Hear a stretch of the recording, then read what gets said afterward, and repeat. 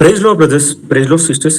Okay brothers sisters, இன்னைக்கு நம்ம தேவனுடைய வசனத்தின் மூலியமாக புரிந்து கொள்ள போகிற காரியம் எதை குறித்து அப்படின்னு சொல்லி கேட்டீங்கன்னா, ஏசப்பா அவருடைய வருகைக்கு முன்பதாக இந்த உலகம் எப்படி இருக்கு, எப்படி இருக்கும் அப்படின்னு சொல்லியிருந்தாரு. நோவா நாட்களிலும் லோட்டுடைய நாட்களிலும் மனுஷர்கள் எப்படி இருந்தார்களோ அப்படித்தான் மனுஷகுமாரன் வெளிப்படும் நாட்கள்லயும் இந்த பூமியின் மக்களும் இருப்பார்கள் அப்படின்னு சொல்லி ஏசப்பா சொன்னாரு இல்லைங்களா? இதை வைத்து என்னுடைய வருகை வந்துட்டு மிகவும் சமீபத்துல இருக்கு அப்படின்றதையும், நான் வாசல்ல அடியில நான் வந்துட்டு நின்று கொண்டிருக்கேன், நான் வந்துட்டேன் அப்படின்றத நீங்க புரிஞ்சுக்கங்க. நீங்க யாரெல்லாம் வந்துட்டு விழிப்பா இருக்காம போகும்போது நீங்க கைவிடப்படுவீங்க. நீங்களும் நோவா நாட்கள்ல அந்த வெள்ளத்துல அழிஞ்சு போன அந்த மக்களை போல நீங்க இருக்கக்கூடாது. நீங்க எல்லாரும் நோவா நாட்கள்ல இருந்த அந்த நோவாவை போல, நீதிமானாகிய நோவாவை போல நீங்க இருக்கணும். இல்லைன்னா ஆபிரகாமுடைய காலத்துல சோதோம் குமரா அந்த பட்டணங்களின் மேல் தேவன் அக்கினி வருஷிக்க செய்தார் இல்லைங்களா? வானத்திலிருந்து அக்கினி பொழுந்து அந்த சோதோம் குமரா பட்டணத்தை முற்றிலுமாக அழித்து போட்டார் அப்படின்னு சொல்லி வசனத்துல நம்ம கவனிக்கிறோம். அவ்வளவு மாத்திரமே அல்ல, அதை வைத்து திருஷ்டாந்தமாக நான் வெளிப்படும் அந்த நாட்களில் மனுஷர்கள் அப்படியாகத்தான் இருப்பாங்க. ஒருவேளை உங்களுடைய உள்ளம் ஆப்ராம போல உள்ளம் கொண்டவர்களாக நீங்க இருக்கீங்களா? இல்லைன்னா வந்துட்டு லோட்டோடைய காலகட்டத்துல அந்த தேவனுடைய அந்த தண்டனைக்குள்ளான அந்த மனுஷர்கள் போல உங்களுடைய உள்ளம் இருக்கிறதா அப்படின்னு சொல்லி நம்மை நாமே நின்று நிதானித்து ஆராய்ந்து பார்க்கும்படியாகத்தான்.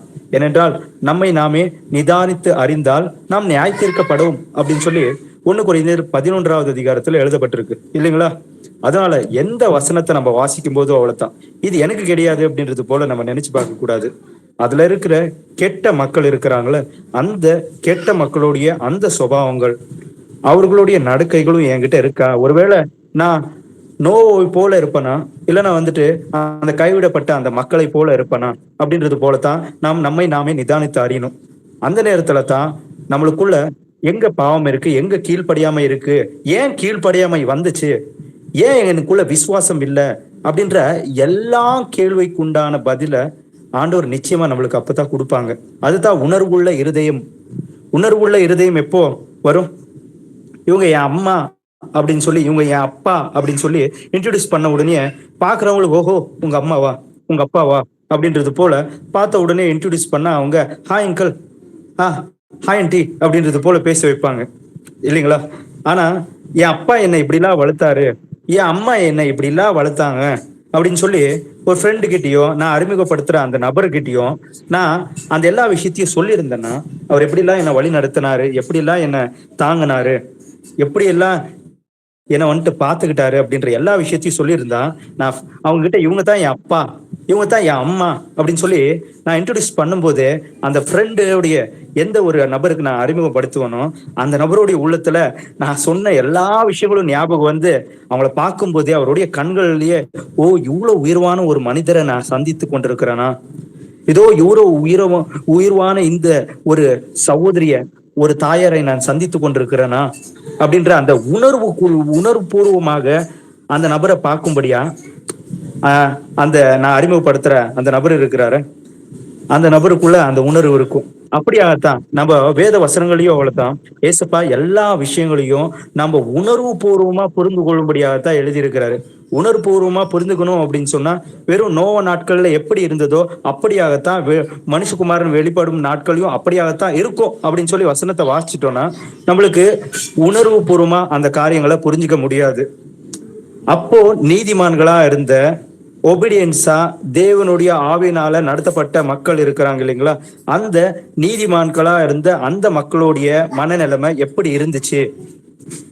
எப்பெல்லாம் நீதிமானாகவே இருந்து பின்பு எப்பொழுது அவங்க வந்துட்டு பேக்ஸ்லைட் ஆகி பின்மாற்றம் அடைஞ்சு தேவனை விட்டு விலகி உலக பொருட்களை நாடி தேவனை விட்டு மறந்து உலகத்தின் காரியங்களுக்குள்ள மகிழ்ந்து களி கூறும்படியாக தங்களை ஒப்பு கொடுத்து அந்த வெள்ளத்திலையும் அந்த பேரழிவிலும் அழிந்து போய் இப்பொழுது கூட நித்திய அக்கினைக்குள்ளாகும்படியாக நித்திய ஆக்கினைக்குள்ளாகும்படியாக அந்த இருளான இடங்கள்ல அவங்க கட்டப்பட்டிருக்கிறார்கள் சங்கிலிகளினால் அப்படின்னு சொல்லி 2 பேதுருல வசனம் இருக்கு. யூதா 1 அதிகாரத்திலையும் வசனம் இருக்கு இல்லைங்களா? அப்படின்னா அந்த இடத்துக்கு யாரெல்லாமே போயிருக்கிறாங்களா? ஒரு காலத்தில் விசுவாசத்துக்குள் உள்ளவர்கள், விசுவாசத்தில் இருந்து நழுவி போனவர்கள், விசுவாசத்தை விட்டு இல்லப்பா இப்படி எல்லாம் இருந்தா வாழ்க்கையை இன்னும் மூவ் பண்ண முடியாது என்னால, இப்படித்தான், இதுதான் என் சந்தோஷம் அப்படின்றது போல தனக்கே பிரியமான ஒரு வாழ்க்கையை தேர்ந்தெடுத்து கொண்டு அதுக்குள் மகிழ்ந்து களி கூறுகின்றதன்படியாக தன்னுடைய இருதயத்தை மாற்றிக்கொண்டு சத்தியத்துக்கு தங்களுடைய இருதயத்தை விலக்கி கொண்டார்கள். அநீதியில் சந்தோஷப்படுகிறவர்களாக தங்களை மாற்றிக்கொண்டார்கள். அவர்கள் யாரா இருந்தார்களா? ஒரு காலத்தில் தேவனுடைய பிள்ளைகளாக இருந்தார்கள். பின்பு யூதாசை போல உங்களிலும் ஒருவன் பிசாசா இருக்கிறான் அப்படின்றது போல 70 வெள்ளி காசு அவனை பிசாசாக மாற்றினது இல்லைங்களா? 30 வெள்ளி காசு அவனை வந்துட்டு பிசாசா மாற்றினது அப்படின்னு சொல்லி பாக்குறோம். அப்படியாத்தான் தேவன் மேல் வைக்கின்ற அந்த அன்புக்கு ஒப்பாக, அந்த அன்புக்கு அதிகமான ஒரு அன்பை இந்த உலகத்துல வேறு எந்த மாம்சீக ரீதியான காரியங்கள் மேல் நாம் வைக்கும் பொழுதும் அது நம்மை தேவனுடைய சுபாவத்திலிருந்து, தேவனுடைய சாயலிருந்து விலக்கி பிசாசோடைய சாயலை நமக்குள் உண்டு பண்ணி பிசாசாகவே மாற்றி பிசாசு போகின்ற அந்த இடத்துக்கு போகும்படியாக நம்மை முற்றிலுமாக மாற்றிடும். அதுக்கு முழு காரணம் ஒன்று மட்டும்தான், உலகத்தின் மேல் இருக்கின்ற இச்சை, உலகத்தின் மேல் இருக்கின்ற அந்த ஒரு இச்சையும் வாஞ்சையும், அப்படிப்பட்ட எல்லா காரியங்களும் தான். அதனால தான் இதோ பட்டணத்தை ஆள்கின்றவனை காட்டிலும் தன்னுடைய இருதயத்தை அவன்ட்டு ஆளுகின்றவனா இருந்தான், காவலோடு கூட அதை காத்து கொள்கிறவனாக இருந்தா அவன் தான் புத்திவான் அப்படின்னு சொல்லி கூட வசனத்துல எழுதப்பட்டிருக்கு, நீதிமொழிகள் இல்லைங்களா? அதனால நம்ம வசனங்களை வாசிச்சுட்டு போலாம். மத்தாய் 24வது அதிகாரம் 37வது வசனம். மத்தாய் 24வது அதிகாரம் 37வது வசனம். நோவாவின் காலத்தில் எப்படி நடந்ததோ அப்படியே மனுஷகுமாரன் வரும் காலத்திலும் நடக்கும். ஆமென். ஆமென். நோவாவின் காலத்தில் எப்படி நடந்ததோ அப்படியாகவே மனுஷகுமாரன் வெளிப்படும் நாட்களிலும் நடக்கும் அப்படின்னு சொல்லி ஆண்டவராகிய இயேசு கிறிஸ்து தான் இதை சொன்னார் இல்லைங்களா? அப்படின்னா அதை குறித்து மிகவும் ஆழமாக நாம் ஆலோசித்து அது எல்லா காரியங்களும் ஆராய்ந்து அதை அறிந்து கொள்ள வேண்டும். அப்பொழுதுதான் நம்ம உணர்வடைய முடியும். ஒருவேளை நான் எந்த கேட்டகரியில இருக்கேன், விசுவாசியா இருந்த நீதிமானா இருந்த நோவோட கேட்டகரிக்குள்ள நான் வருவேனா, இல்ல அழிந்து போன அந்த மக்களுடைய கேட்டகரிக்குள்ள நான் வருவேனா அப்படின்னு சொல்லி நம்ம நம்மை நின்று நிதானித்து அறிகின்றவர்களாக இருக்கணும் அப்படின்றதுக்காகத்தான் ஏசப்பா இந்த விஷயங்களை முன்குறித்து சொல்லியிருக்கிறாரு. லூக்கா 17வது அதிகாரம் 26வது வசனத்தை வாசிங்க. லூக்கா 17வது அதிகாரம் 26வது வசனம். நோவாவின் நாட்களில் நடந்தது போல மனுஷகுமாரனுடைய நாட்களிலும் நடக்கும். ஆமென். நோவாவின் நாட்களில் நடந்தது போல மனுஷகுமாரன் நாட்களிலும் நடக்கும் அப்படின்னு சொல்லி இருக்கிறாரு. நோ நாட்களில என்ன நடந்துச்சுங்க? நோ நாட்களில ஒரு காலத்தில் நீதிமானாக நடந்தவர்களும் தேவனுடைய வசனத்துக்கு நடுங்குகிறவர்களாக இருந்தவர்களும் வழி தப்பி திருந்தவர்களாக அந்த வெள்ளத்தில் அழிந்து போனார்கள். வெறும் வெள்ளத்தில் ஒரு மரணம் என்கின்ற ஒரு தாத்காலிகமான ஒரு மரணம் என்கின்ற மாம்சத்தின் முடிவாகிய மரணம் மாற்றமே அவர்கள் அடையவில்லை.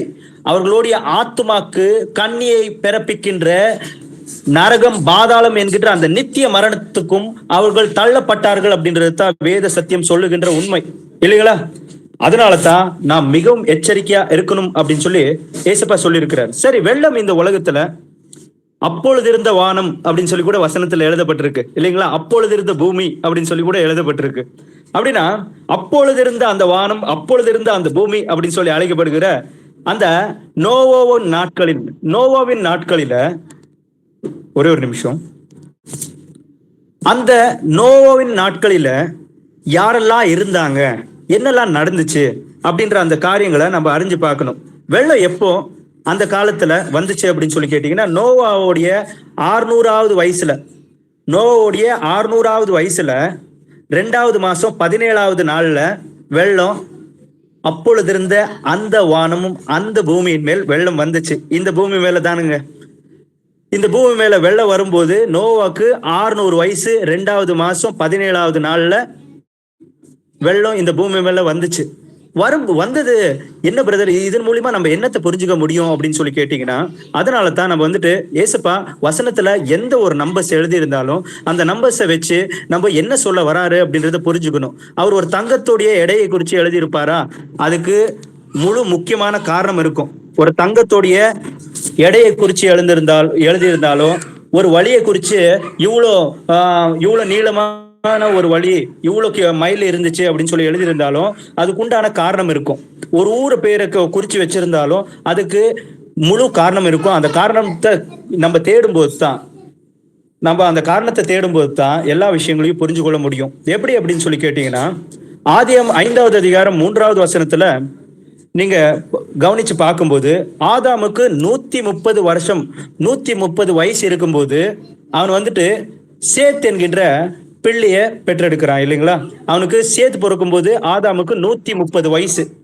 அவன் எவ்வளவு வயசு வரைக்கும் இந்த பூமியில இருந்தான்? 930 வருஷம் வரைக்குமே 930 வயசு வரைக்கும் அவன் இந்த பூமியில இருந்தான்.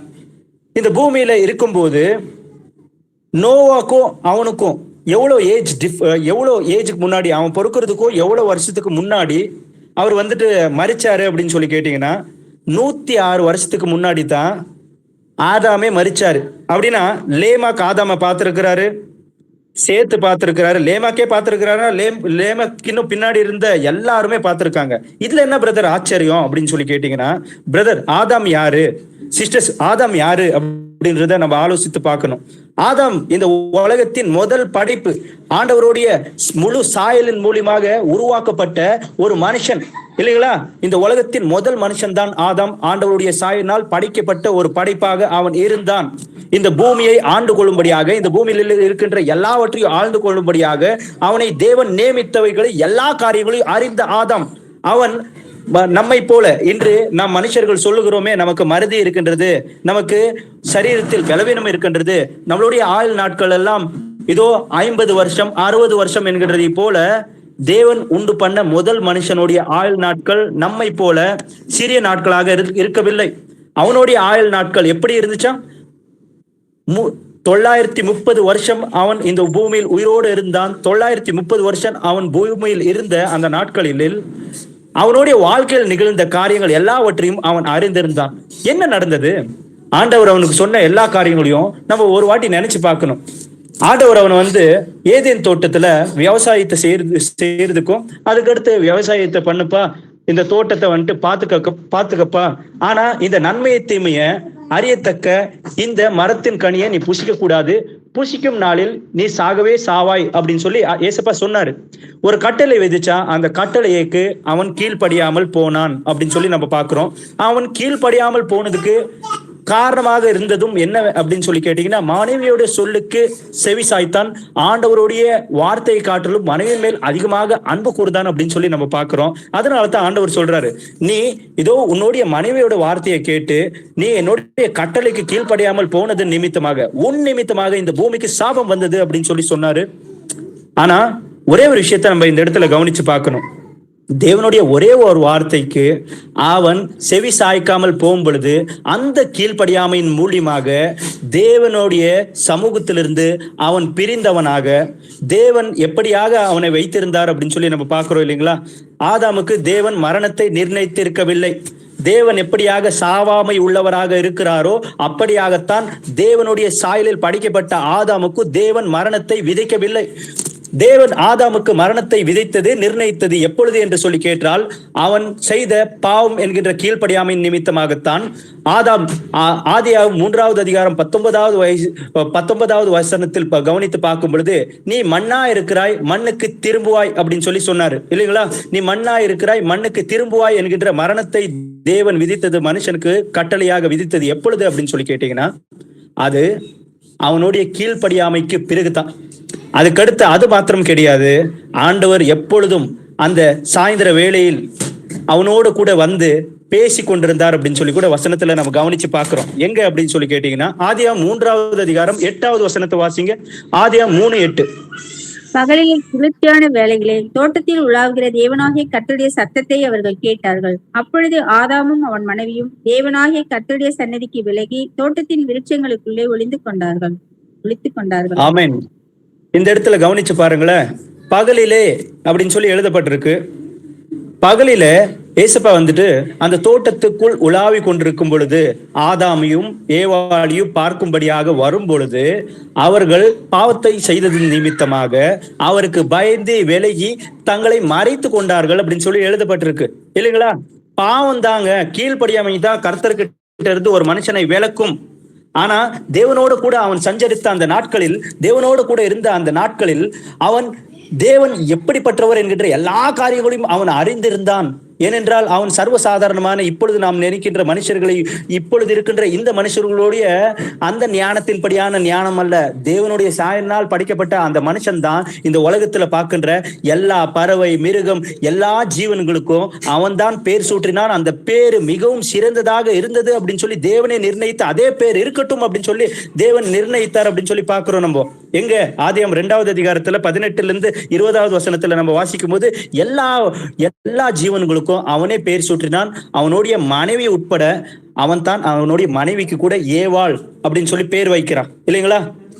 அப்படின்னா இப்படி ஞானமா இருக்கின்ற அந்த ஆதாம் தேவன் யார் என்றும் தேவனுக்கு விருப்பமானது எது என்று எல்லாவற்றையும் அறிந்திருந்தும் தேவனுடைய சொல்லுக்கு செவி சாய்க்காமல் கீழ்ப்படியாமல் போனதுக்கு பின்பு தேவனுடைய சமூகத்திலிருந்து தேவன் அவனை அந்த இடத்துல இருந்து அனுப்பி வச்சுட்டாங்க இல்லைங்களா? அந்த வசனத்தை வாசிங்க. ஆதியாகமம் 3வது அதிகாரம் 22ல இருந்து 24. பின்பு தேவனாகிய கர்த்தர், இதோ மனுஷன் நன்மை தீமை அறியத்தக்கவனாய் நம்மில் ஒருவனைப் போல் ஆனான்.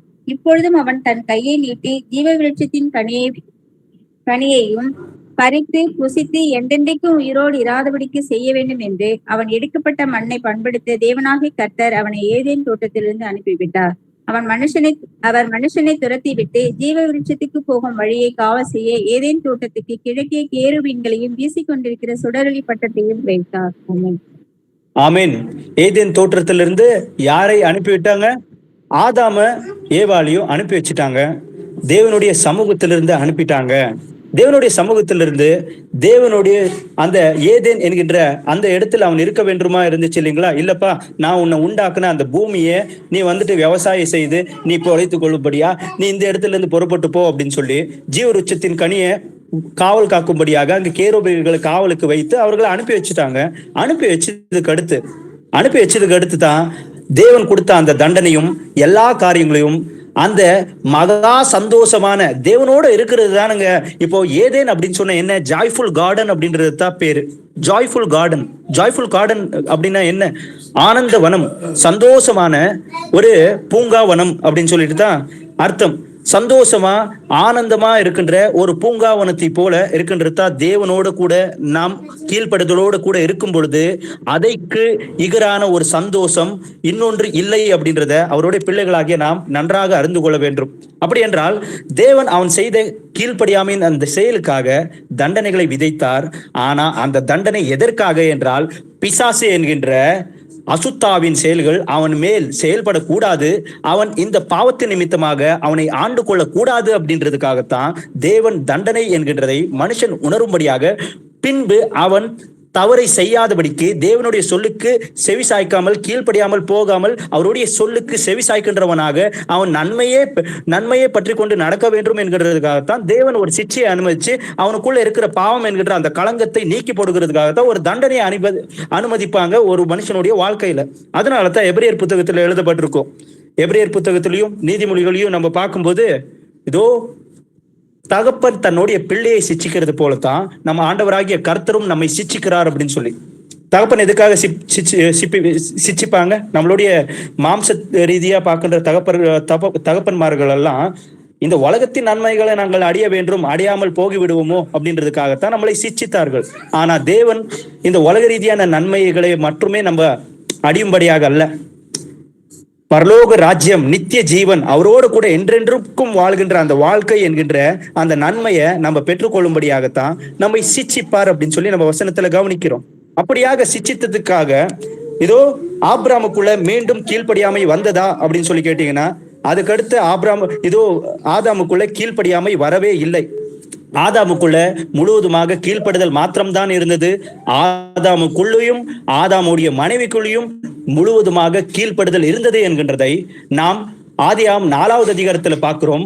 அந்த புருஷன் அதோ அந்த ஸ்திரீயை அறிந்த பின்பு ஏவாள் ஒரு குமாரனை பெற்றெடுத்து அவனுக்கு காயேன் என்று சொல்லி பேர் வைத்தாள் அப்படின்னு சொல்லி பார்க்கிறோம். கர்த்தரால் ஒரு பிள்ளையை பெற்றேன், கர்த்தருடைய அனுகிரகத்தினால் ஒரு பிள்ளையை பெற்றேன் என்கிறதை போல அவள் சொல்லுகின்ற அந்த வார்த்தை சொல்லுகிறது, ஆம், அவளுடைய வாழ்க்கையில் இருக்கின்ற எல்லா நன்மைக்கும் கர்த்தர் தான் காரணம் என்கிறதையும், கர்த்தருடைய சொல்லுக்கு நாங்கள் செவி சாய்க்காமல் போய் அவருடைய சந்நிதியிலிருந்து நாங்கள் வெளியேற்றப்பட்டோம், இனிமேல் அவருடைய சொல்லுக்கு செவி சாய்க்காமல் நாங்கள் இருக்க மாட்டோம், எங்களுடைய பாவத்து நிமித்தமாக மனஸ்தாபம் அடைஞ்சு அவர் எங்களுக்கு விதிச்ச அந்த தண்டனையை நாங்கள் ஏற்றுக்கொண்டோம், ஆம், இனிமேல் அவருடைய சொல்லுக்கு கட்டுப்பட்டு கீழ்ப்படிந்திருந்து அவருடைய அன்பில் நிலைத்து நிற்போம் என்கிறதில் உறுதியாக இருந்தார்கள் என்கிறத இந்த 4வது அதிகாரத்தின் மூலியமா நம்ம புரிஞ்சு கொள்ள முடியும். இந்த 4வது அதிகாரத்துல நம்ம பார்க்கிறோம் இல்லைங்களா, அவங்களுக்குள்ள இருக்கிற அந்த கீழ்ப்படுதலும், அதுக்கடுத்து தேவன் அவர்களுக்கு கொடுத்த அந்த பிள்ளைகள் காயன் ஏபேல் என்கின்ற 2 பிள்ளைகளை ஏசப்பா கொடுத்தாங்க. காயன் வந்துட்டு சொந்த தம்பியாகி ஏபேலை கொன்று போட்டான். கொன்று போட்ட பின்பு என்ன நடந்துச்சு அப்படின்னு சொல்லி கேட்டீங்கன்னா, காயன் செய்த இந்த தவறுகள் நிமித்தமாக தேவனுடைய சமூகத்திலிருந்து தேவன் அவனை அங்கிருந்து அனுப்பி வைத்து விட்டார். அவன் நோது என்கின்ற ஒரு தேசத்துக்குள் சென்று போய் பரதேசியாக திரிந்து கொண்டிருந்தான் அப்படின்னு சொல்லி. நோது என்றாலே பரதேசி, நிலையற்றவன் என்கிறது தான் நோது என்கின்ற அந்த வார்த்தையின் அர்த்தம். நோது என்றால் நிலையற்ற ஒரு வாழ்க்கையை வாழ்கின்றவன் என்று சொல்லி பொருள். அப்படின்னா நிலையற்ற வாழ்க்கையை வாழ்கின்றவன் என்கின்றதை போல கருதப்படுகின்ற இந்த மனுஷன் மூலியமாகத்தான் ஒரு பெரிய சந்ததி இந்த பூமியின் முழுவதுமாக சூழ்ந்து கொண்டது. இந்த சந்ததி தான் தேவனுடைய சந்ததி என்று சொல்லி அழைக்கப்படுகிற தேவன் ஆதாமுக்கு கொடுத்த அந்த 2 பிள்ளைகளில் காயன் கொன்று போட்ட ஏபேலுக்கு பதிலாக கொடுத்த அந்த சேத்தோடைய சந்ததி, நீதிமான்களுடைய சந்ததி என்கின்ற அந்த சந்ததி யாரும் கூட இந்த காயன் நிலையற்ற ஒரு வாழ்க்கையை தேர்ந்தெடுத்து கொண்டு நடக்கின்ற இந்த மனுஷனுடைய சந்ததியின் அந்த ஜனங்களை பார்த்து அவர்களுடைய உலகத்தின் சிற்றின்ப மாய இச்சைகளுக்கு உட்பட்டு அவர்கள் கர்த்தருடைய வார்த்தைக்கு செவி சாய்க்காமல் கீழ்ப்படியாமல் போனார்கள் அப்படின்னு சொல்லி நம்ம பார்க்கிறோம். அப்படின்னா இந்த இடத்துல ஆதாம் இந்த எல்லா விஷயங்களிலையும் இனி அவனுடைய சந்ததிக்கு எப்படி உபதேசிச்சிருப்பான் அப்படின்றத நினைச்சு பாருங்களேன். ஏன்னா அவனுடைய வாழ்க்கையில நடந்த ஒரு பெரிய இழப்பு என்ன அப்படின்றது அவனுக்கு தெரியும் இல்லைங்களா. தேவனுடைய மகிமையை இழந்து போகிறவர்களை போல மனுஷர் எப்பொழுது மாறுவார்கள்? கீழ்ப்படியாமல் போகும் பொழுதுதான். தேவனோடு கூட இருந்தது, சஞ்சரித்தது, எல்லா காரியங்களும் அவனுக்கு தெரியும்.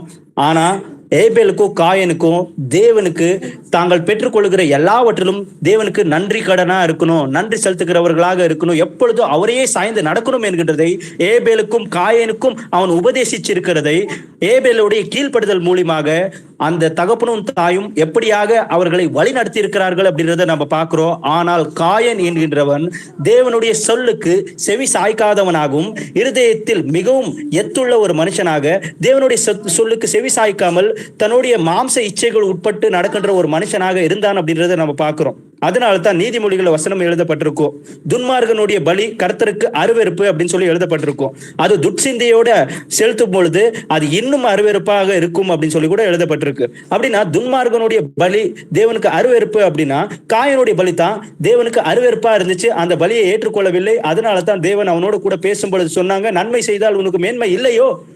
ஏன் நீ நன்மை செய்தா கண்டிப்பா உனக்கு மேன்மை உண்டாகும் இல்லையப்பா? ஒருவேளை நீ நன்மை செய்யாமல் தீமை செய்கின்றவனாக இருந்தால், கீழ்ப்படியாமல் இருந்தால், நீ எப்பொழுது மொபைல் பார்த்து கொண்டிருந்தால், உலக ரீதியான சிந்தை உள்ளவனாக இருந்தால், பொய் சொல்லுகின்றவனாக இருந்தால், மாயக்காரனாக இருந்தால், பாவம் உன்னுடைய வாசல் படியில் படுத்து கிடக்கும் என்கிறதை போலத்தான் அவனுக்கு சொன்னாங்க இல்லைங்களா. ஆனாலும் இன்னும் மிகவும் கோபம் கொண்டான். அவன் பாவம் செய்கின்றான் என்கின்றது கண்டிக்கப்படுகின்றதுக்கு முழு காரணம் நன்மையை பின்பற்றி நடக்கின்ற இவன் தான் என்கின்றதை போல தேவனுடைய ஆவினால் நடத்தப்படுகிற ஏபேலை கொன்று போட்டான் அப்படின்னு சொல்லி நம்ம பார்க்கிறோம். ஏபேலை கொன்று போட்டதுக்கு அடுத்துதான் ஏசப்பா வேறொரு சந்ததியை ஆதாமுக்கு கொடுத்தார். அந்த வசனத்தை வாசிக்கலாம். ஆதியாகமம் 4வது அதிகாரம் 25-26. ஆதியாகமம் 4வது அதிகாரம் 25-26. பின்னும் ஆதாம் தன் மனைவியை அறிந்தான்.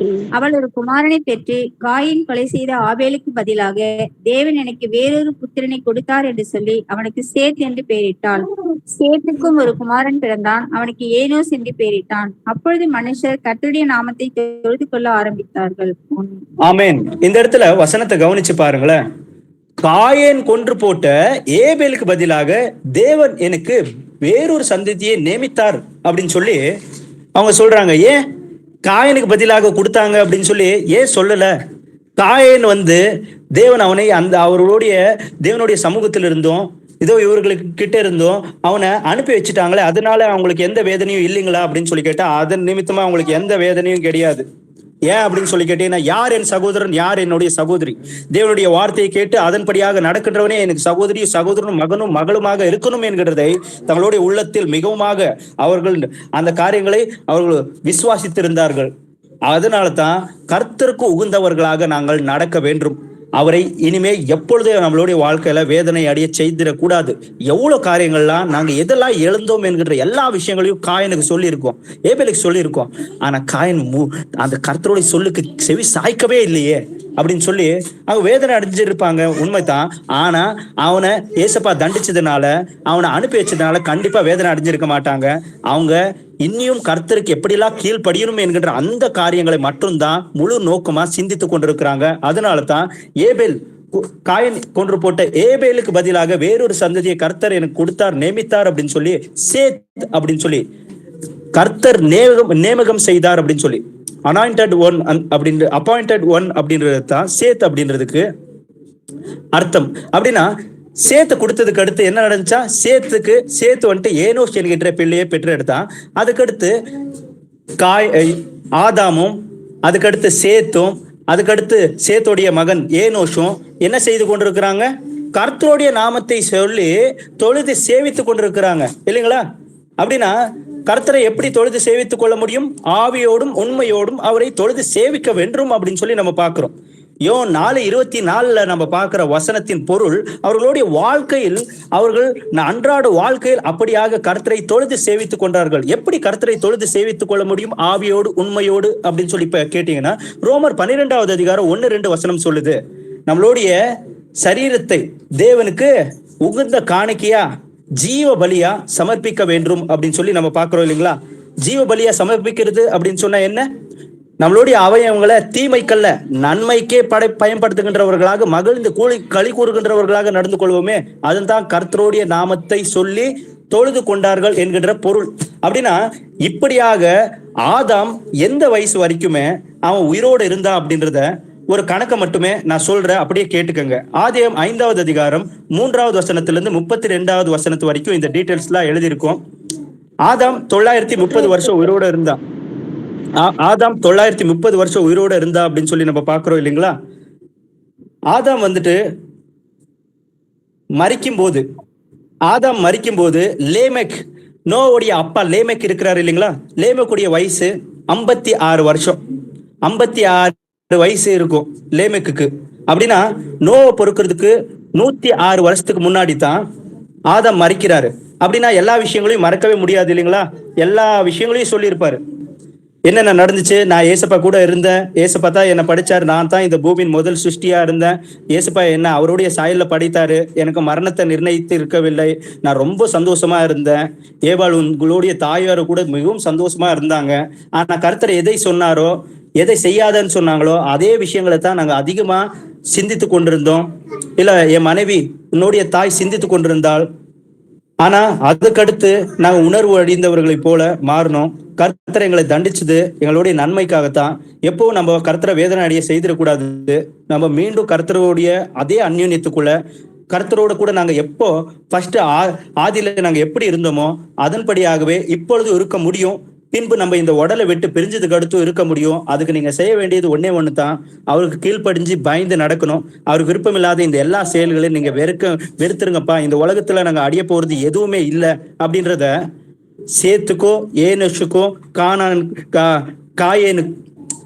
கேனானுக்கும், அதுக்கடுத்து மகலேலேலுக்கும், அதுக்கடுத்து ஏரேதுக்கும், ஏனோக்குக்கும், மெத்தஷாஹேலுக்கும், லாமேக்குக்கும், இப்படி அடுத்து வரப்போற எல்லா சந்ததிகளுக்கும் வரைக்குமே லேமெக்கு 56 வயசு இருக்கிற வரைக்குமே ஆதாம் சொல்லி கொண்டு உபதேசித்து கொண்டு தான் வந்து கொண்டிருந்தா அப்படின்றத நம்ம பார்க்க முடியும். சேத்து 105 வயசு இருந்துச்சு. அவன் 105 வயசு இருக்கும்போது தான் அவனுக்கு ஏனோஸ் பிறந்தான் அப்படின்னு சொல்லி வசனத்துல எழுதப்பட்டிருக்கு இல்லைங்களா? சேத்துடைய 105வது வயசுல இல்ல சாரி, இந்த வசனத்தை வாசிங்க. ஆதியாகமம் 5வது அதிகாரம் 28-31. லாமேக்கு 182 வயதான போது ஒரு குமாரனை பெற்று, கர்த்தர் சபித்த பூமியிலே நமக்கு உண்டான வேலையிலும் நம்முடைய கைகளின் பிரயாசத்திலும் இவன் நம்மை தேற்றுவான் என்று சொல்லி அவனுக்கு நோவா என்று பெயரிட்டான். லாமேக்கு நோவாவை பெற்ற பின் 595 வருஷம் உயிரோடு இருந்து குமாரரையும் குமார்த்திகளையும் பெற்றான். லாமேக்குடைய நாளெல்லாம் 777 வருஷம். அவன் மரித்தான். நோவா 500 வயதான போது என்பவரை பெற்றான். ஆமென். ஆமென், ஆமென். இந்த இடத்துல நீங்க வசனத்துல கவனிக்கும் போது பாருங்களேன், ஆதாம் நோவா எப்ப பொறுக்கிறான் அப்படின்னு சொல்லி பாத்தீங்கன்னா, லேமெக்கு 182 வயசு இருக்கும்போது தான் நோவா பொறுக்கிறாரு இல்லைங்களா? ஆனா நோவா பொருந்தப்போ எந்த நீதிமான்கள்லாம் இந்த உலகத்துல இருந்தாங்க அப்படின்னு சொல்லி கேட்டீங்கன்னா, இதோ ஏனோஸ் இருக்கிறாரு இல்லைங்களா? ஏனோஸ், சேத்துடைய பையன் ஏனோஸ் வந்துட்டு நோவாக்கு 84 வயசு இருக்கிற வரைக்குமே அவர் உயிரோட தான் இருந்திருக்காங்க. நோவாக்கு எல்லா விஷயங்களையும் சொல்லியிருப்பாரு. அதுக்கடுத்து கேனான் இருக்கிறாரு இல்லைங்களா? நோவாக்கு 179 வயசு இருக்கிற வரைக்குமே அவர் உயிரோடு இருந்து அவனுக்கு எல்லா விஷயங்களையும், அவன் கேட்ட எல்லா விஷயங்களையும் குறித்து நோவா கிட்ட பேசியிருப்பாரு. மகலாயேல் இருக்கிறாரு இல்லைங்களா? மகலாயேல் கேனானுடைய பையன். அவர் வந்துட்டு நோவாக்கு 234 வயசு இருக்கிற வரைக்குமே அவர் உயிரோடு இருந்திருக்கிறாரு. உயிரோடு இருந்து எல்லா விஷயங்களையும் நோவோட கூட பேசி இருந்திருக்கிறாரு. ஏரேது இருக்கிறாரு, அவர் வந்துட்டு நோவாக்கு 386 வயசு இருக்கிற வரைக்கும் அவரோட கூட இருந்து அவங்களுக்கு எல்லா நன்மைகளை குறித்து, கர்த்தரை எப்படி பின்பற்ற வேண்டும் என்ற எல்லா காரியங்களை குறித்து உபதேசிச்சிருக்கிறாரு. அதுக்கடுத்து ஏனோக் தெரியும் இல்லைங்களா? கர்த்தரோடு அந்யோன்யமா 300 வருஷம் நடந்தான் அப்படின்னு சொல்லி வசனத்துல எழுதப்பட்டிருக்கு இல்லைங்களா? ஏனோக்கு வந்துட்டு நோவா பொறுக்கிறதுக்கு ஜஸ்ட் ஒரு 69 வருஷத்துக்கு முன்னாடி தான் அவர் இறந்துட்டாரு. நோவா பொறுக்கிறதுக்கு 69 வருஷத்துக்கு முன்னாடி அவர் என்ன ஆயிட்டாரு? மரிச்சிட்டாரு.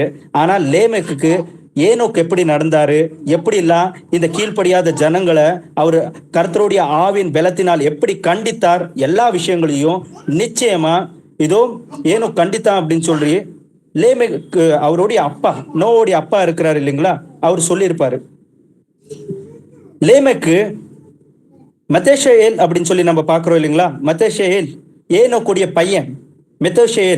மெத்தேஷேல் அவர் வந்துட்டு வெள்ளம் வர்ற அந்த வருஷத்துல தான் அவர் வந்துட்டு மரிக்கிறாரு. வெள்ளம் வந்த வருஷத்துல நோவாக்கு வயசு எவ்வளோ? நோவின் நாட்களின் 600வது வருஷத்துல, நோவுடைய 600வது வருஷத்துல இந்த உலகத்துல வெள்ளம் வந்துச்சு அப்படின்னு சொல்லி எழுதப்பட்டிருக்கு இல்லைங்களா? அப்படின்னா 600வது வயசு வரைக்கும் கர்த்தருடைய ஆவினால் நடத்தப்பட்ட நீதிமான்களா இருந்தவர்கள் இதோ அநேக பேர் நோவுக்கு புத்திமதியை சொல்லி கர்த்தரை பின்படும்படியான அந்த வழிகளை குறித்து உபதேசிச்சிருக்கிறாங்க அப்படின்றத இந்த வசனங்களால நம்மளால கவனிச்சு பார்க்க முடியுது. அப்படின்னா நோவா கர்த்தருக்காக அவ்வளவு சாட்சியா இருந்ததுக்கு முழு காரணம் என்ன அப்படின்னு சொல்லி கேட்டீங்கன்னா, நிச்சயமா அந்த நீதிமானுடைய சந்ததிகள் அப்படின்னு சொல்லி நம்ம பாக்குறோம் இல்லைங்களா? ஆடாம்ல இருந்து தொடங்கி இதோ லேமேக்கு வரைக்குமே எல்லாருமே ஆதாமுடைய எல்லா காரியங்களை குறித்தும், கர்த்தர் எப்படி எல்லாம் எங்களோட பேசினார் அப்படின்ற அந்த கீழ்ப்படுதலை குறித்து, கர்த்தர் கூட நம்ம எப்படி நடக்கணும் என்கின்ற எல்லா காரியங்களை குறித்து நிச்சயமா அவங்களுக்கு உபதேசிச்சிருப்பாங்க அப்படின்றத ஆவியானவர் வந்துட்டு ஆதியாகமம் 5வது அதிகாரத்துல 25, 26வது வசனத்துல தெளிவா எழுதியிருக்கிறாங்க இல்லைங்களா? சேத்தை பெற்றெடுத்த பின்பு சேத்து ஏனோஷ் என்கின்ற பிள்ளையை பெற்றெடுத்தான். அதுக்கடுத்து அவங்க வந்துட்டு கர்த்தருடைய நாமத்தை சொல்லி தொழுது கொண்டார்கள் அப்படின்னு சொல்லி எழுதப்பட்டிருக்கு இல்லைங்களா? அப்படின்னா இந்த உலகத்தின் எந்த விதமான தீமையின் செயல்களை பின்பட மாட்டோம் என்கின்றத அவர்களுடைய உள்ளத்துல நிர்ணயித்து கொண்டாங்க. இந்த உலகத்துல மிகவும் சிறந்தது என்கிறது போல மாம்ச எண்ணத்துக்கு தோன்றுகின்ற எந்த காரியங்களா இருக்கட்டும் அது எங்களுக்கு வேண்டாம் என்று சொல்லி கர்த்தருடைய பயம் பாவத்தின் மேல் பகையை உண்டு பண்ணும் என்று சொல்லி நீதிமொழிகள் 8:13 சொல்லுது இல்லைங்களா? அந்த வசனத்தை வாசிங்க. நீதிமொழிகள் 8:13.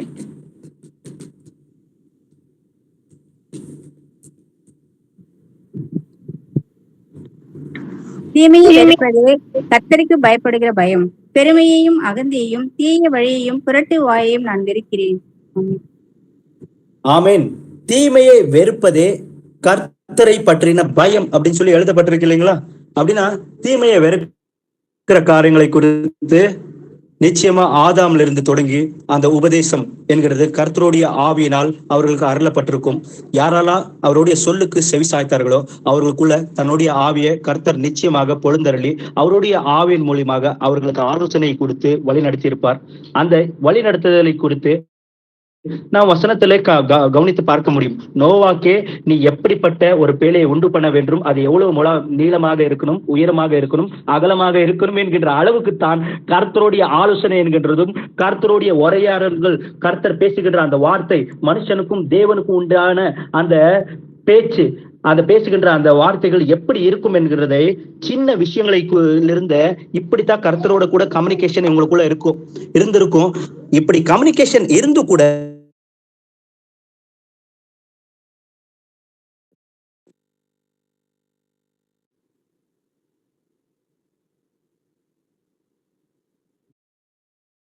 காண்கின்ற இந்த சிற்று நேர இன்ப மாய இச்சைகளை அந்த நாட்கள்ல இப்ப கூட இருக்கிறாங்க போல நமக்கு நாமளே ஒரு கொஸ்டினுக்கு ஒரு கேள்வியை எழுப்பி நம்மளை கேட்கணும், அது நீதானா அப்படின்னு சொல்லி. அப்பதான் நம்மளுக்குள்ள அந்த பாவத்தை குறித்துதான ஒரு பயம் உண்டாகும். இல்லைன்னா கண்டிப்பா உண்டாவாதுங்க. வசனத்தை வாசிக்கலாம். ஆதியாகமம் 8வது அதிகாரம் 13-14. அவனுக்கு 601 வயதாகும் வருஷத்தில் முதல் மாதம் முதல் தேதியிலே பூமியின் மேல் இருந்த ஜலம் வற்றி போயிற்று. நோவா பேழையின் மேல்தட்டை எடுத்து பார்த்தான், பூமியின் மேல் ஜலம் இல்லாதிருந்தது. 2ஆம் மாதம் 27ஆம் தேதியிலே பூமி காய்ந்திருந்தது. அப்பொழுது தேவன் நோவாவை நோக்கி, ஆமென். 14வது வசனம் முடிச்சிட்டீங்களா சிஸ்டர்? ஓகே. அப்படின்னா இந்த இடத்துல வசனத்துல நீங்க கவனிச்சு பார்க்கும்போது கிட்டத்தட்ட ஒரு வருஷம் வெள்ளம் வந்துட்டு இந்த பூமியின் மேல வந்துச்சு. அதுக்கடுத்து 601வது வருஷத்துல வெள்ளம் முழுசாவே வந்துட்டு இந்த பூமியின் மேல வந்து அந்த கீழ்படியாத அந்த அநீதிமான்களை எல்லாரையும் அழிச்சிருச்சு அப்படின்னு சொல்லி வசனத்துல எழுதப்பட்டிருக்கு. சரி, ஆதியாகமம் 6வது அதிகாரம் 5வது வசனத்தை வாசிங்க. ஆதியாகமம் 6வது அதிகாரம் 5வது வசனம். மனுஷனுடைய அக்கிரமம் பூமியிலே பெருகினது என்றும் அவன் இருதயத்தின் நினைவுகளின் தோற்றம் எல்லாம் நித்தமும் கொல்லாததே என்றும் கர்த்தர் கண்டு.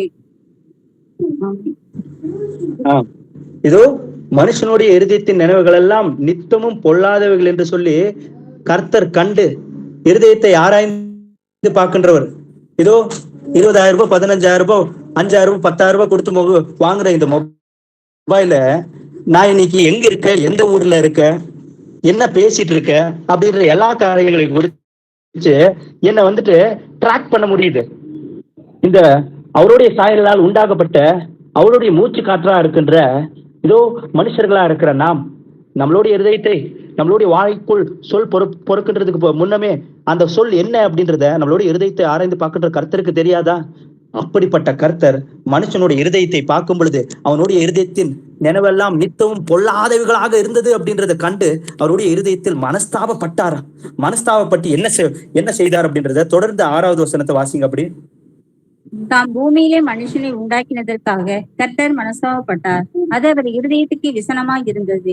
அப்பொழுது கர்த்தர், நான் சிருஷ்டித்த மனுஷனை பூமியின் மேல் வைக்காமல் மனுஷன் முதற்கொண்டு மிருகங்கள், ஊரும் பிராணிகள், ஆகாயத்து பறவைகள் பரியந்தமும் உண்டாயிருக்கிறவைகளை நிகிரகம் பண்ணுவேன். நான் அவர்களை உண்டாக்கினது எனக்கு மனஸ்தாபமாய் இருக்கிறது என்றார். நோவாவுக்கு கர்த்தருடைய கண்களில் கிருபை கிடைத்தது. ஆமென். ஆமென். இந்த இடத்துல வசனத்துல கவனித்து பாருங்களேன். ஏசப்பா அவருடைய இருதயத்துல व्यसனப்பட்டார் அப்படின்னு சொல்லி எழுதப்பட்டிருக்கு. மனுஷனுடைய எப்படிப்பட்ட துச்செயல்கள் அதோ அந்த காலத்தில் இருந்த அந்த மக்களுக்குள் இருந்திருந்தால் தேவன் அவருடைய இருதயத்தில் व्यसனப்பட்டிருப்பாரு. இப்பொழுது கூட அவ்வளவுதான்.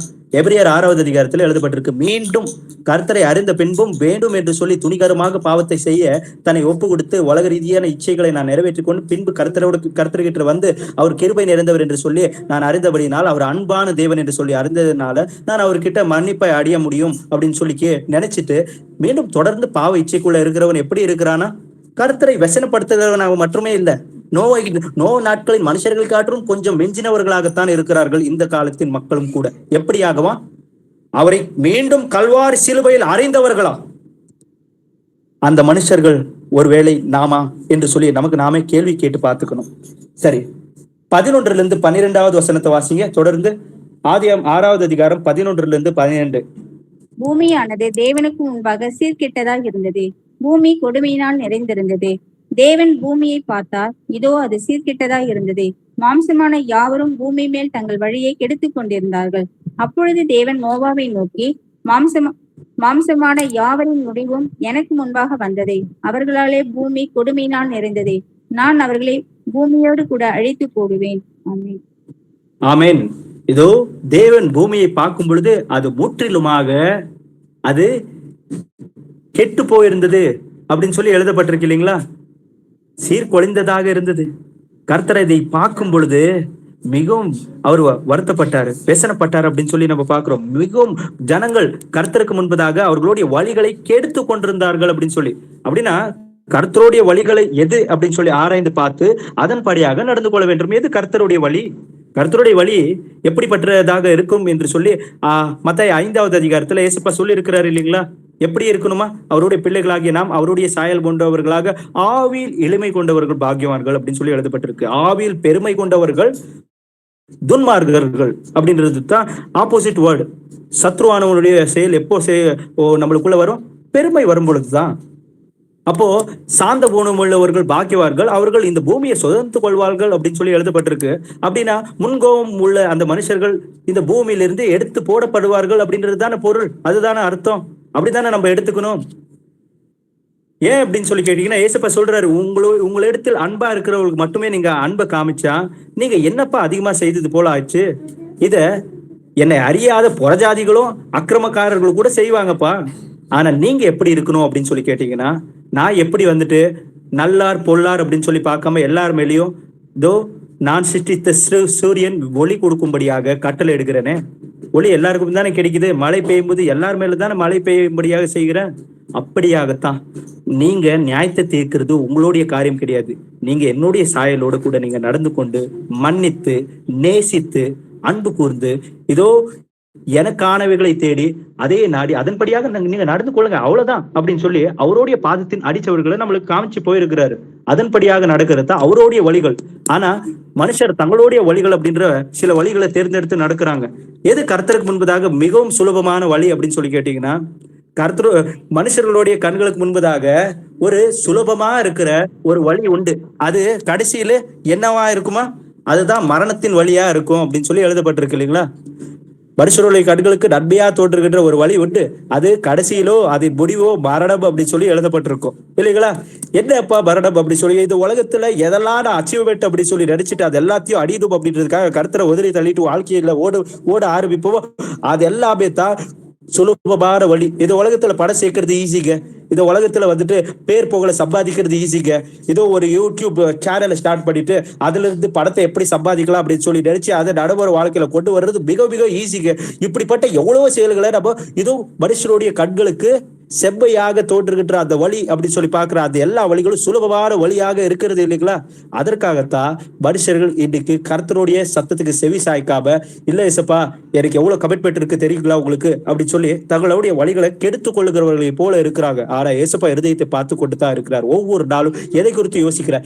என்ன இப்படி பேசிட்டாங்களே, இதோ எனக்கு கொடுக்க வேண்டிய அந்த கனத்தை கொடுக்கலையே, இதோ நான் இந்த ஒடியை நான் அடித்து கொண்டு போகும் பொழுது நிச்சயமா பாக்குறவர்கள் எல்லாருடைய கண்கள் என் மேல இருக்கணும் அப்படின்றது போல உலக ரீதியான இந்த உலகத்தின் மேல் உண்டாகிற அந்த பற்றுதல் என்கிறத எப்படி நம்மளால அறிஞ்சிக்க முடியும் அப்படின்னு சொல்லி கேட்டீங்கன்னா, 2 கொரிந்தியர் 7வது அதிகாரம் என்று சொல்லி நினைக்கிறேன்.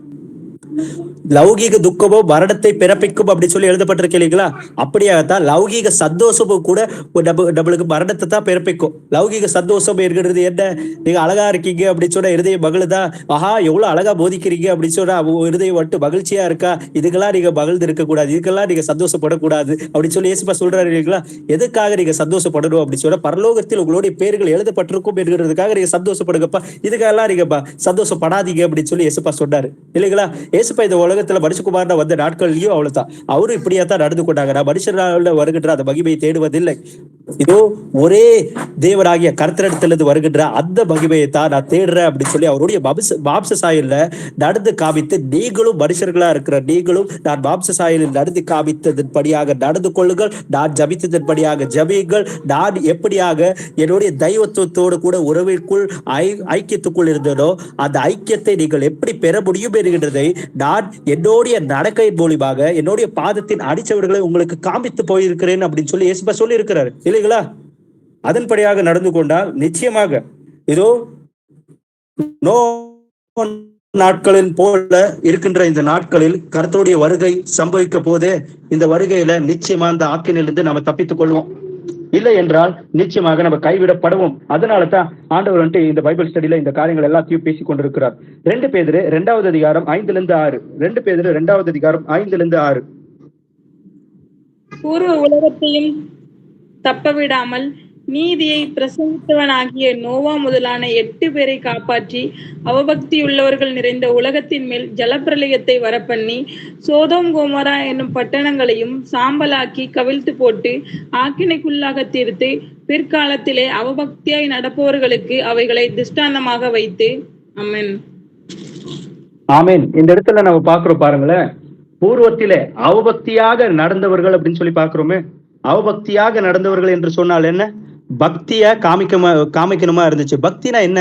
தேவனுடைய வழியை தேர்ந்தெடுத்துக்கொண்டு அதன்படி நடக்கின்றது தான் கர்த்தருக்கு உண்டான பக்தி. பாவத்தை வெறுப்பதே கர்த்தருக்கு உண்டான, கர்த்தர் மேல வைத்திருக்கின்ற அந்த பக்தி.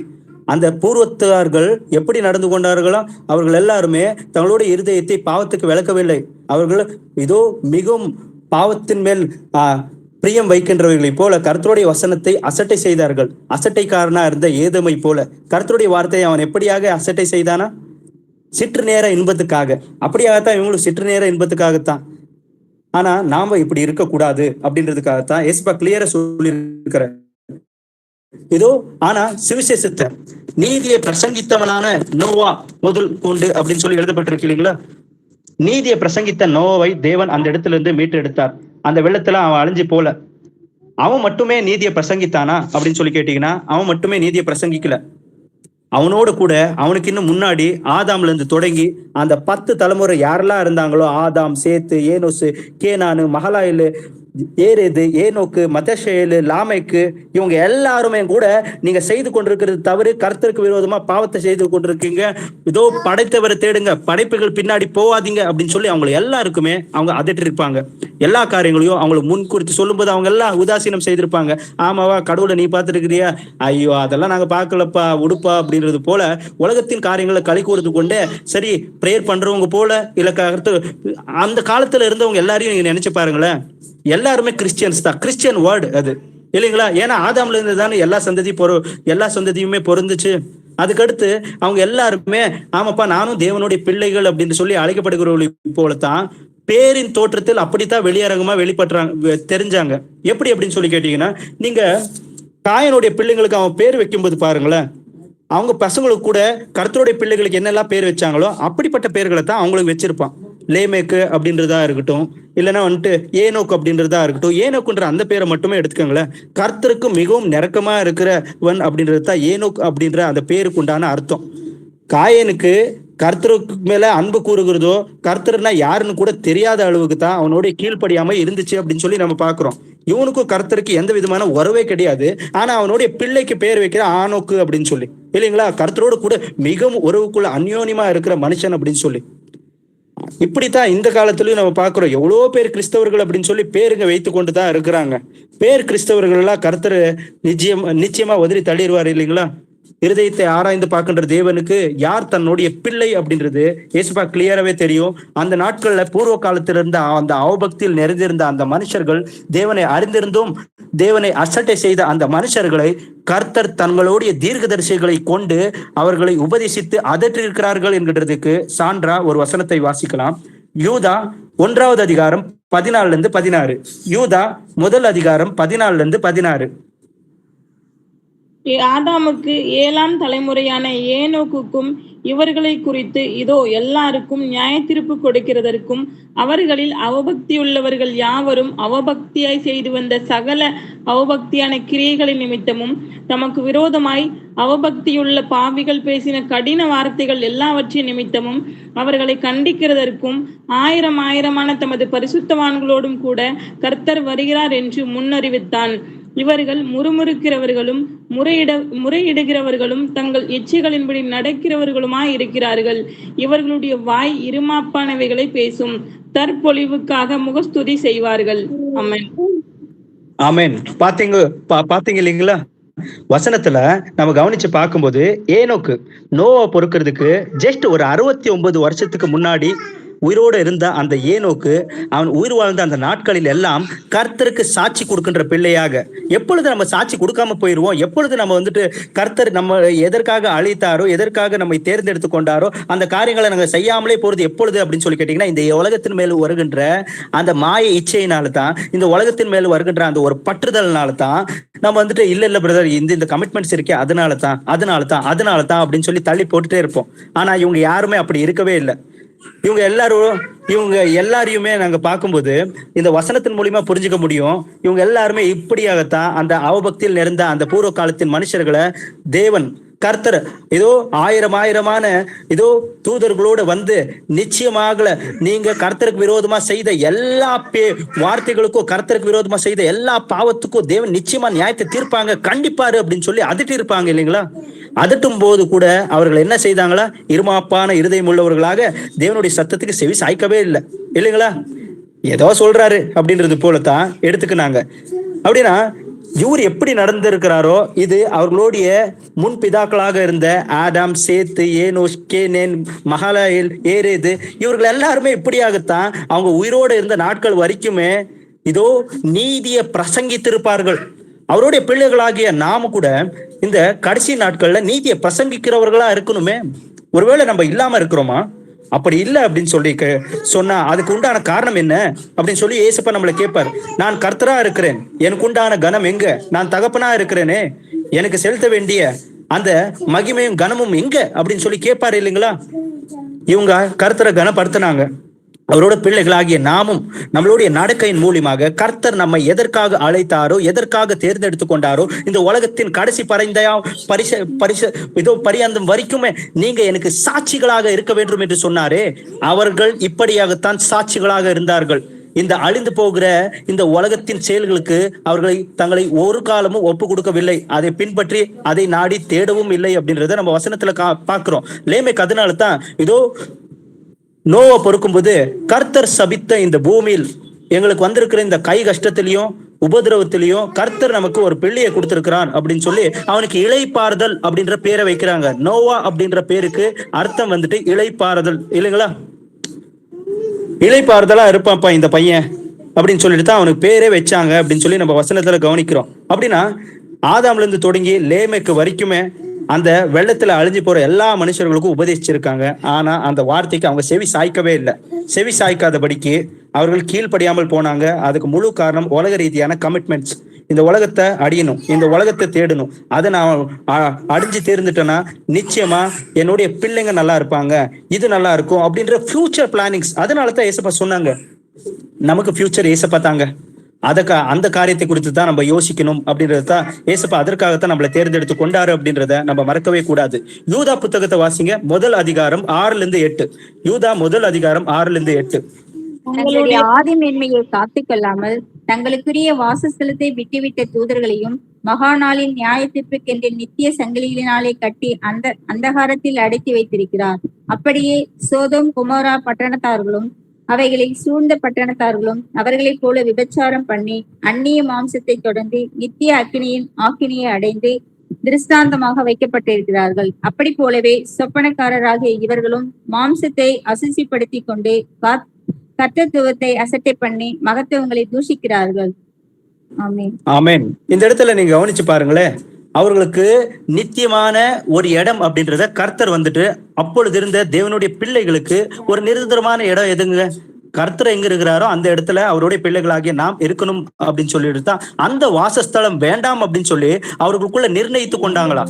தூதர்கள் அப்படின்னு சொல்லி எழுதப்பட்டிருக்கு. இவர்கள் தூதர்கள் இல்லைங்க. ஆதியாகமம் 6வது அதிகாரம் முதல் 3 வசனத்துல நீங்க பார்க்கும்போது அந்த இடத்துலயும் இந்த வசனம் எழுதப்பட்டிருக்கும். அந்த வசனத்தை வாசிங்க. ஆதியாகமம் 6வது அதிகாரம் 1-3. மனுஷர் பூமி மேல் பெருக துவங்கி அவர்களுக்கு குமார்த்திகள் பிறந்த பொழுது தேவகுமாரர் மனுஷகுமார்த்திகளை அதிக சௌந்தரியம் உள்ளவர்கள் என்று கண்டு அவர்களுக்குள்ளே தங்களுக்கு பெண்களை தெரிந்து கொண்டார்கள். அப்பொழுது கர்த்தர், என் நாவை என்றைக்கும் மனுஷனோடு போராடுவதில்லை, அவன் மாம்சம் தானே, அவன் இருக்க போகிற நாட்கள் 120 வருஷம் என்றார். ஆமென். ஆமென். பாருங்களேன், தேவகுமாரர்களா இருந்த தேவனுடைய புத்திரர்கள் அப்படின்னு சொல்லி அழைக்கப்படுகிறவர் யார்? தேவனுடைய புத்திரர்கள் அப்படின்னு சொல்லி அழைக்கப்படுவாங்க. வேத வசனத்தின் மூலியமாக நம்ம கவனிச்சு பார்க்கும்போது ரோமர் 8வது அதிகாரத்துல எழுதப்பட்டிருக்கு இல்லைங்களா? யாரெல்லாம் கர்த்தருடைய ஆவியினால் நடத்தப்படுகிறார்களோ அவர்கள் தேவனுடைய பிள்ளைகள், இல்லைங்களா? அப்படின்னா இங்க தேவகுமாரர்கள் அப்படின்னு சொல்லி எழுதப்பட்டிருக்கிறவர்கள் என்ன செயலை செய்து கொண்டிருக்கிறார்களா? அவர்கள் வந்துட்டு தங்களுடைய மாம்ச இச்சைகளுக்கு தங்களை ஒப்பு கொடுத்து கர்த்தருடைய வசனத்தை அசட்டை செய்து தங்களுக்குள் வாசம் செய்கின்ற ஆவியானவரை வேதனை அடையும்படியாக சவுலை போல தேவனுடைய ஆவிக்கு விரோதமாக அவர்கள் நடந்து கொண்டார்கள். அப்பொழுதுதான் கர்த்தர் சொன்னார் என்னன்னு சொல்லி, இனிமே என்னுடைய ஆவி மனுஷர்கள் கூட இருந்து போராடுவதில்லை அப்படின்னு சொல்லி. அப்படின்னா இந்த இடத்துல கர்த்தரை அறிந்த பின்பும் இப்படிப்பட்ட சத்திய சாட்சிகள் எல்லாமே கூட இருந்தும் இவர்கள் எல்லாம் இவர்களுக்கு தகப்பனும், இதோ இவர்களுக்கு தாத்தாவாக, இவங்களுக்கு சித்தப்பா பெரியப்பா அப்படின்னு சொல்லி எல்லா உறவுகளை போல இவங்க கண்ணு முன்னாலேயே இருக்கிற இந்த சாட்சிகள் எல்லாரும் சொன்னாலும் அவர் சொன்ன அந்த வார்த்தைக்கு அப்போ செவிசாய்த்து பரிசுத்த ஆவியானவர் பெற்றவர்களாக இருந்தாலும் மாம்சம் போகின்ற போக்குக்கு தங்களை ஒப்பு கொடுத்து தங்களுடைய நிரந்தரமான வாசஸ்தலம் என்கின்ற பரலோக ராஜ்யத்தை இழந்து விட்டார்கள். நித்திய அந்த வாசஸ்தலமாக இருக்கின்ற பரலோகத்தை எழுந்து நித்தியமான தண்டனை என்கின்ற பாதாளத்தில் சங்கிலிகளினால் கட்டப்பட்டு இப்பொழுது அவஸ்தையை அனுபவித்துக் கொண்டிருக்கிறார்கள் அப்படின்னு சொல்லி நம்ம பார்க்கிறோம். இந்த இடத்துக்கு நம்ம போக கூடாதுங்க. அதனாலதான் ஏசுப்பா நோவா நாட்களை நினைத்துக் கொள்ளுங்கள் அப்படின்றாங்க. இந்த இடத்துல தேவனுடைய பிள்ளைகள் அப்படின்னு சொல்லி பேர் சூற்றப்பட்டவர்கள் தான் கீழ்ப்படியாமல் போய் தேவனுடைய தண்டனைக்கு உள்ளானாங்க அப்படின்னு சொல்லி நம்ம பார்த்துட்டு இருக்கோம். இவர்களுக்குள்ள நம்மளையும் வச்சு நம்ம பார்த்தா மட்டுமே தான் நம்ம உணர்வு அடைஞ்சு ஆமா நானும் இந்த கேட்டகரியில தான் இருக்கிறேன், அதனால நான் வந்துட்டு நோவா போல கர்த்தர் சொன்ன எல்லா வார்த்தையின் படியாக நோவா செய்தான் அப்படின்னு சொல்லி நம்ம பார்க்கிறோம் வசனத்துல. இவங்க எல்லாருமே செஞ்சாங்க. அப்படியாகத்தான் நாமளும் இருக்கணும். இல்லை அப்படின்னா இந்த கேட்டகரியில தான் நாமளும் வருவோம் அப்படின்றத நம்ம தெரிஞ்சுக்கணும். இந்த இவங்களுடைய விஷயங்களை பார்க்கும்போது, இந்த மக்களை பார்க்கும்போது கீழ்ப்படுதலோட இருந்து பிரதர் பிரைஸ் லார்ட் சிஸ்டர் அப்படின்றது போல நோவா கூடவே இருந்த நீதிமான்களாக தேவனுடைய குமாரர்கள் அப்படின்னு சொல்லி குமார்த்திகள் அப்படின்னு சொல்லி அழைக்கப்பட்ட இவங்க எல்லாருமே கீழ்ப்படியாம தேவனுடைய வார்த்தைக்கு விரோதமா நடந்து இந்த மாம்சம் போகின்ற போக்குக்கு தங்களை ஒப்பு கொடுத்தாங்களே. அப்பொழுது நோவா இதை பார்த்து தன்னுடைய இருதயத்துல வந்துட்டு மனஸ்தாபம் அடைஞ்சு பின்மாற்றம் அடைஞ்சானா, இருதயத்தில் சோர்ந்து போனானா அப்படின்னு சொல்லி கேட்டீங்கன்னா இருதயத்துல சோர்ந்து போகலங்க. அவன் ஒரு காரியத்தை தன்னுடைய இருதயத்துக்குள்ள நிர்ணயித்து கொண்டான். என்ன அப்படின்னு சொல்லி அவனுடைய இருதயத்துல நிர்ணயித்து கொண்டான் அப்படின்றத வசனத்துல கவனிக்கலாம். எபிரேயர் 11வது அதிகாரம் 7வது வசனம். எபிரேயர் 11:7.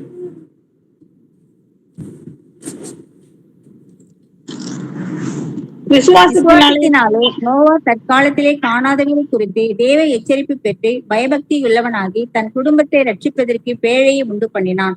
அதனாலே அவன் உலகம் ஆக்கினைக்குள்ளானது என்று தீர்த்து விசுவாசத்தினால் உண்டாகும் நீதிக்கு சுதந்திரவாளியானான். ஆமேன். விசுவாசத்தினால் உண்டாகும் நீதிக்கு சுதந்திரவாளி ஆகும்படியாக அவன் என்னவென்று சொல்லி தன்னுடைய இருதயத்தில் நிர்ணயித்துக் கொண்டானா, இந்த உலகம் ஆக்கினைக்குள்ளானது, ஆக்கினை இச்சை அடையும்படியாகத்தான் பின்பற்றி நடந்து கொண்டிருக்கிறார்கள். ஆனால் நான் இப்படி இருக்க மாட்டேன். நான் என் கர்த்தருக்கு உகந்தவனாக என் தகப்பனும் என்னுடைய முன்பிதாக்களும் சொன்ன காண்பிற்ற அந்த வழியின்படியாக நடந்து கொள்வேன் என்று சொல்லி நோவா நடந்தான். ஏன் வெள்ளம் வருகின்ற அந்த 600வது வருஷத்து வரைக்குமே அவனோடு கூட அவனுடைய முன்பிதாவாக இருந்த மெத்தோஷெல் அப்படின்னு சொல்லி மெத்தோஷெல்லேல் கூட அவனோடு கூட இருந்தாங்க. வெள்ளம் வர்றதுக்கு கொஞ்ச நாள் முன்னாடி தான் மெத்தோஷெல்லே ஏசப்பாவுடைய கட்டளின்படியாக அவருடைய சரீரத்தை பிரிஞ்சிருப்பார் மெத்தோஷெல். அப்பொழுது வரைக்குமே அவருக்கு விசுவாசத்துல உறுதியா தான் இருந்திருக்கிற ஆண்டவர் சொன்னதன்படியாகத்தான் அப்படின்னு சொல்லி எல்லா காரியங்களையும் கேட்டு கண்டறிஞ்சு எல்லா விஷயத்தையும் விசுவாசத்தினால் நீதிமானான். எப்படி விசுவாசித்தான்? அவனுடைய முன்னோர்கள் சொன்ன அந்த எல்லா காரியங்களும் ஆம், உண்மை, மெய் மெய் மெய் அப்படின்னு சொல்லி அவனுக்கு புரிய வந்துச்சு, இல்லைங்களா? ஒவ்வொரு வசதியும் அவன் கேட்கும்போது ஒவ்வொரு காரியங்களும் பார்க்கும்போது ஆமா அப்படின்னு சொல்லி அவனுக்குள்ள விசுவாசத்தான், இல்லைங்களா? அப்படியாத்தான் நாமளும் நோவா போல இருக்கணும் அப்படின்றதுக்காக தான் ஏசுப்பா இந்த வசனத்தை எழுதியிருக்கிறாங்க. கீழ்ப்படியாம போறவங்க நிமித்தமா நம்மளோட இருதயத்துல துக்கம் அடைகிறது எதுவும் வேண்டாங்க.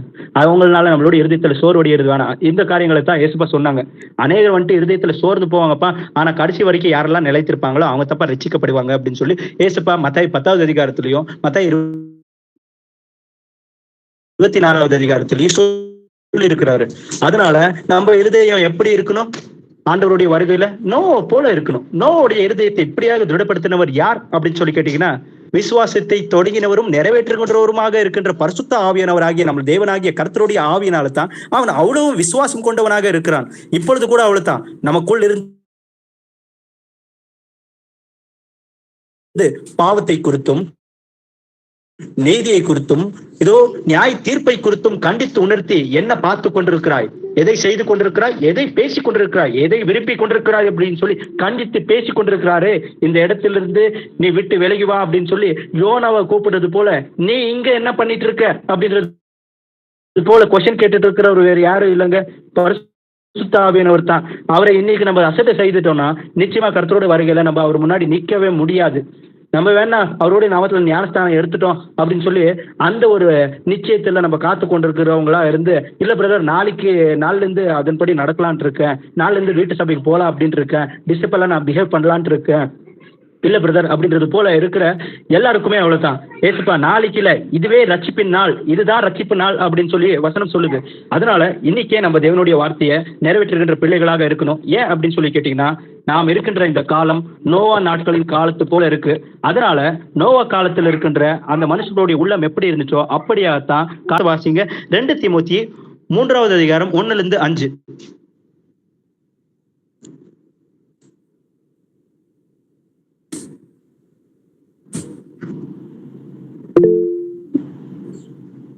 மேலும் கடைசி நாட்களில் கொடிய காலங்கள் வருமென்று அறிவாயாக.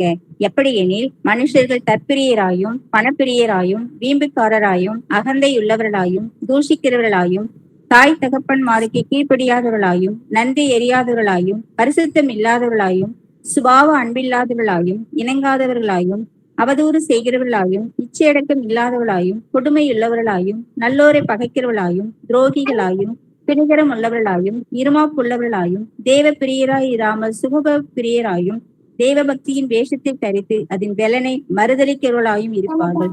இப்படிப்பட்டவர்களை நீ விட்டு விலகு. ஆமென். ஆமேன். கடைசி காலத்தில் மனுஷர்கள் எப்படிப்பட்டவர்களாக இருப்பார்கள் அப்படின்னு சொல்லி எழுதப்பட்டிருக்கு இல்லைங்களா? சுகபோக பிரியர்களாக இருந்து கர்த்தர் மேல எப்படிப்பட்ட ஒரு பக்தியை வச்சிருப்பாங்களா, கர்த்தர் மேல அன்பு வச்சிருக்கிற அப்படின்னு சொல்லி சொல்லுவாங்க. அந்த பலத்தை அப்படின்னா வசனம் இப்படி சொல்லுதே மன்னிச்சிருங்க அப்படின்னா மன்னிக்க மாட்டாங்க. அப்படின்னா வசனம் சொல்லுது இல்லைங்களா, நீங்க போய் சபையில கலந்துக்கங்கன்னா கலந்துக்க மாட்டாங்க. நீங்க போய் சுவிசேஷத்தை அறிவிங்களேன்னா அறிவிக்க மாட்டாங்க இல்லைங்களா?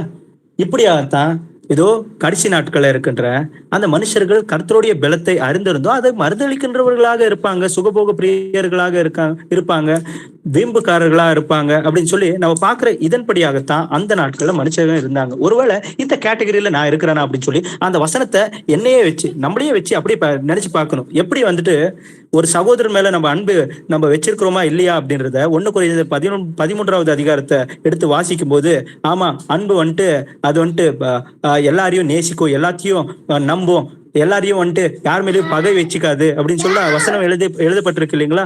அந்த வசனத்தை வாசிச்சு பார்க்கும்போது, ஆமா இந்த சகோதரர் மேல இப்படி எல்லாம் எனக்கு தோணுறது உண்டு, இந்த சகோதரி மேல எனக்கு இப்படி எல்லாம் தோன்றது உண்டு அப்படின்னா மெய்யான அன்பு எனக்குள்ள இல்லை அப்படின்னு சொல்லி நிர்ணயிக்க முடியுது இல்லைங்களா? அப்படியேத்தான் இந்த வசனத்தையும் வச்சுட்டு நம்மளையே கொஸ்டின் கேட்கறது போல பார்க்கணும். ஆமாப்பா எனக்குள்ள வீம்பு வரலையா, எனக்குள்ள இப்படிப்பட்ட இதோ கர்த்தருடைய பலத்தை அறிஞ்சிருந்தோம் அதை மறுதளிக்கலையா, இந்த வசனம் இப்படின்னு சொல்லுதுன்னு தெரியும், ஆனாலும் அதன்படி நடக்கிறதுக்கு நான் கொஞ்சம் கூட என்னை ஒப்பு கொடுக்கலையே அப்படின்றது போல நம்ம நினைச்சு பார்க்கும்போது தான் அந்த நோவா காலத்தின் வெள்ளத்துல அழிஞ்சு போன அந்த மனுஷன் நான் தானா அப்படின்றது போல நம்மை நாமே நின்று நிதானித்து ஆராய்ந்து பார்த்து வரப்போகின்ற இந்த எல்லா தண்டனையிலிருந்து நம்ம தப்பித்துக் கொள்ள முடியும். இல்ல அப்படின்னு சொன்னா என்ன ஆகும் அப்படின்னு சொல்லி கேட்டீங்கன்னா, நிச்சயமா ஆக்கினை மட்டும்தான் முடிவா இருக்கும். நிரந்தரமான மரணம், நித்திய மரணம் அப்படின்றது தான் முடிவா இருக்கும். அதனாலதான் தேவனுடைய வசனத்துல நம்ம கவனிச்சு பார்க்கும்போது வசனத்துல என்ன எழுதப்பட்டிருக்கு, இன்னைக்கு நம்மளுடைய ஆத்துமாக்களை ஒரு பிள்ளைகளுக்காகவும் இல்ல நம்மளை சுற்றி இருக்கின்ற எந்த மனுஷர்களுக்காகவும் நம்ம எழுந்திடக்கூடாதுங்க. நம்ம எப்படி இருக்கணும் அப்படின்றதுக்கு வசனத்தை வாசிக்கலாம். எசேக்கியேல் 14வது அதிகாரம் 12-16. எசேக்கியேல் 14வது அதிகாரம் 12-16.